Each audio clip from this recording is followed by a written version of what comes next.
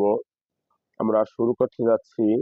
সকলেই তো বিভিন্নভাবে ডিজিটাল বোর্ডে পড়ায়।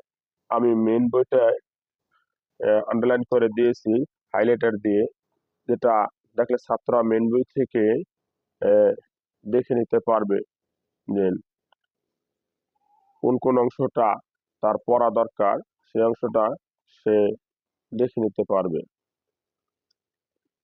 হুম, আমি একটু পাতা উল্টে যাচ্ছি এবং আহ, এই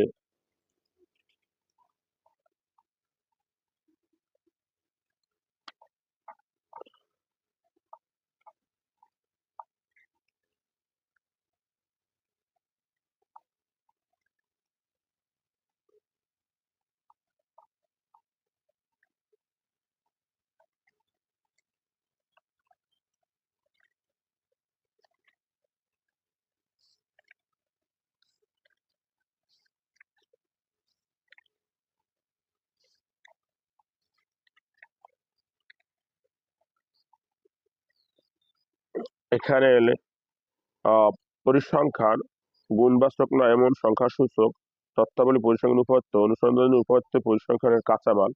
আসলে কি আগে গণিত রিডিং পড়া লাগতো না, এখন এটা আমাদের ব্যাপক জানার জন্য রিডিং পড়া প্রয়োজন। এখান থেকে তোমরা এই জিনিসটা একটু পড়ে নিবে। আহ, এরপরে এখানে দেখো বিচ্ছিন্ন অবিচ্ছিন্ন পরিসংখ্যানে ব্যবহৃত চলক দুই প্রকার। বিচ্ছিন্ন চলক অভিন্ন চলক যে সকল চলকের মান শুধুমাত্র পূর্ণসংখ্যা হয় তা বিচ্ছিন্ন চলক। হ্যাঁ, আবার যেগুলো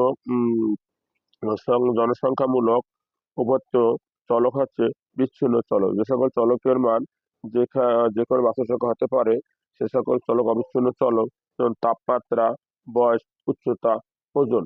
হম, এই দেখো পরিসরের কি আহ, সর্বোচ্চ মান সর্বনিম্ন মান যোগ এক, এটা পরিসরের সূত্র।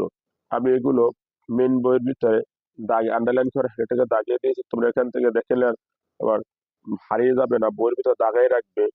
হ্যাঁ, এরপর দেখো এখানে দেওয়া আছে কেন্দ্রীয় প্রবণতা। কেন্দ্রীয় প্রবণতা হলো যে তিনটি: গাণিতিক গড়, মধ্যক, প্রচুরক আর উপত্যস্ত মানের প্রতীক। যদি সংখ্যা মানের সমষ্টিকে যদি তার সংখ্যা দ্বারা ভাগ করা হয় তবে উপত্যস্ত গড় মান পাওয়া যায়।